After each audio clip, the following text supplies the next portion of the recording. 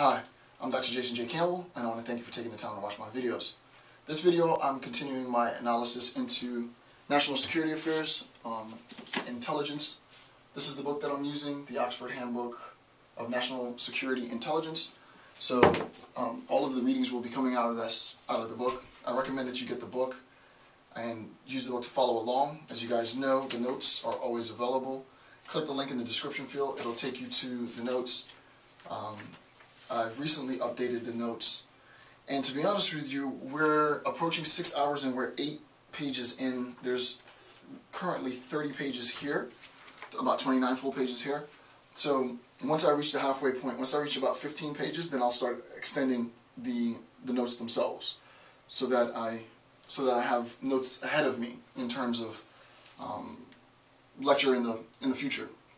So today, what we're going to do, as I said, is I'm going to continue my analysis into section 2.0, why do we need theory? And that's the question that I'm going to address.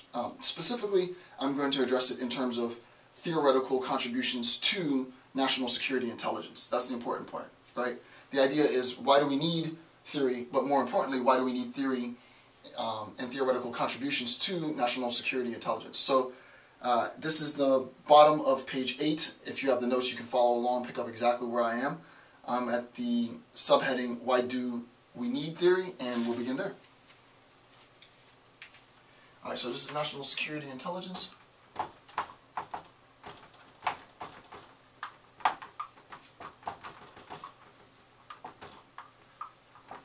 And this is section 2.0, sorry.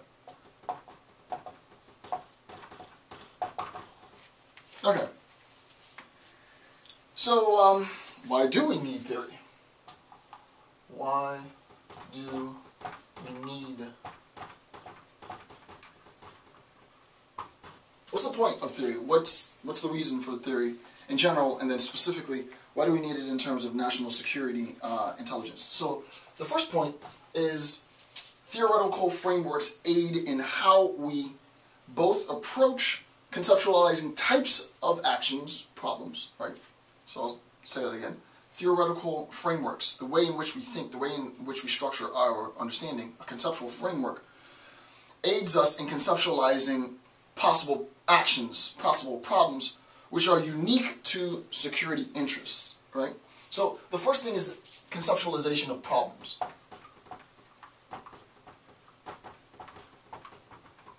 Conceptualization of problems / actions. Right? The first reason why you need theory is you need to be able to conceptualize problems. There are, obviously, in terms of security and national security, which is impossibly difficult in itself. The idea is that we, within the intelligentsia, we within academia, need to have an obligation to contribute meaningfully to the theoretical paradigms that will assist in the practical application of securing the nation. Right? There has to be a means in which we can conceptualize, as academics, theoretical frameworks, and this is usually done by conceptualizing problems. Now, I probably put this one first. It might have been more effective to put this last. At the university that I'm currently employed, I'm the director of national security affairs at the university, which is a title in itself. But more importantly than that, the idea of the program that we have is to facilitate students who are looking for possible employment in the government, in intelligence, in security, either privately or nationally. And the idea is the end of their coursework. After they've completed all of their coursework, they've done all the readings, they've submitted all their papers and such, the last thing that they have is what's known as a tabletop exercise, where in the exercise they are confronted with a hypothetical scenario, a conceptualized problem, and based on the reading that they've done throughout the year or 2 years that they've been in the program, they are required to address the problem with a justified approach.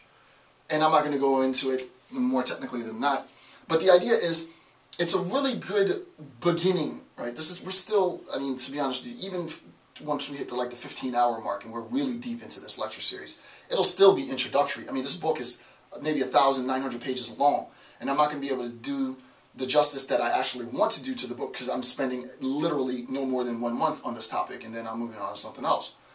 I'm going to be able, obviously, to put up an insane amount of material in that month. But the idea is in terms of national security affairs, it's important to recognize that theory allows us to conceptualize problems and then responses, actions in response to the problems that we've created. I mean, this is Wittgenstein 101, right? Philosophers complain that we can't see anything after we've kicked up a huge dust. That's the idea. Let's make a mess of things. Let's identify weaknesses and vulnerabilities, and then once we've made a mess and identified weaknesses and vulnerabilities, now let's conceptualize remedies to the problems we've created. That's what this is about, right? So in terms of the influence of theory generally, or even specifically in relation to national security affairs, the aspect of conceptualization is important. So the possibility for making a viable contribution to the field of national and homeland security is exceptionally greater because of the newness of the discipline, which is obvious, right? Compared to, you know, the great granddaddy of all disciplines, the one that I love and am most affectionate about, philosophy. Philosophy is a really, really tremendously old field to be in. It's a very, very difficult field to make contributions in terms of if your desire as an academic, which my desire is as an academic, I want to be in fields where I'm doing landmark research, and I mean that in terms of social science research. I want to be thinking thoughts that no one's thought before, or they've thought, but it hasn't been articulated in the level of complexity that I'd like to see at an academic level. It's far more difficult to do that in philosophy because you're talking about the oldest tradition in Western civilization. Right? It is literally, the university system was built on the back of philosophy, literally. So that the idea is, I'm not discouraging people from practicing philosophy formally.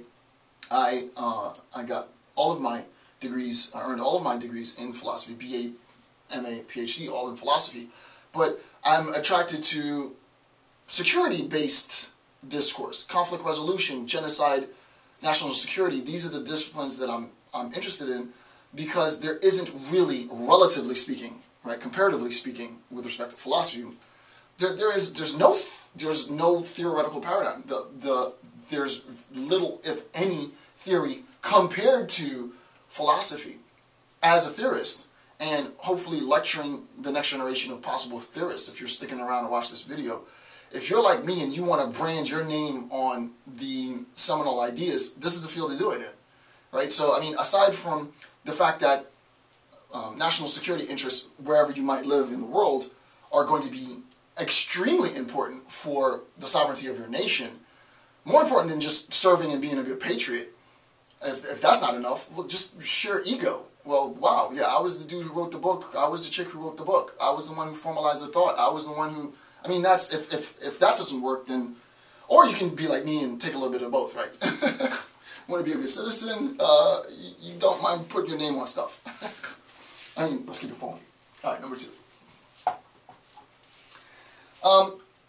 We will need to be able to, here's a direct quote, we will need to be able to, quote, generalize beyond the particular in order to have something useful to offer. Now that's theory, right? Theory is about generalizability, right? I teach qualitative methods research at varying levels. I teach at least 2 sections of qualitative methods research, which is a 15-week course on different approaches to assessing and participating in research participant dynamics. And I teach 2 different sections, 2 different levels in a sense. One more ethics-based, one sort of practical application of how to use this particular model of qualitative methods research. The idea in qualitative methods research is to take case studies, or to create case studies, in which you then generalize across a broader population. Now, clearly, correlation is no demonstration of proof. No one's making the argument that because you had a sample set of 50 people, you can generalize across a community of 150,000. No one's saying that. But the idea of theory is you want to be able to generalize your findings. Right? So generalizability is important, right? Generalize.